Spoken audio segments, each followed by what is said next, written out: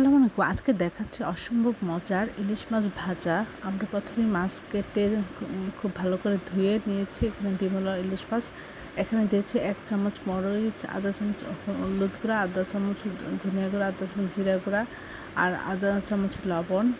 আর আমরা এখানে দিয়েছি আধা চামচ আদা বাটা, আধা চামচ রসুন বাটা দিয়ে আমরা খুব ভালো করে অল্প পরিমাণ পানিতে মশলাটা মাখিয়ে নিয়েছি। নিয়ে প্রতিটা মাছের গায়ে আমরা এভাবে মাখিয়ে দিব যেন খুব ভালো হয়। আসলে মাছ মজা হওয়ার জন্য মাছটার গায়ে মশলা ভালো করে লাগানোটা অনেক বড় ব্যাপার। তবে তেলটা খুব ভালো করে গরম করে আমরা মাছের পিস দিয়ে দিব। লো হিটে অল্প আছে আমরা এটা ভেজে নেব। এক পাশ ভাজা হলে উল্টে অপর পাশ ভেজে নেব। অসম্ভব মজা লাগে এভাবে।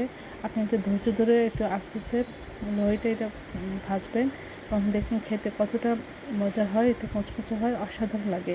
এভাবে ভেজে খেতে পারলে আর মা থেকে ইলিশ মাছ খেতে হবে না। সব আমি চ্যানেলটি লাইক এবং শেয়ার দেবেন, সাবস্ক্রাইব করবেন, প্রিয়জনকে বেশি বেশি করে শেয়ার দেবেন। আমার চ্যানেলে সব রকম ভিডিও রয়েছে, আশা করি দেখবেন।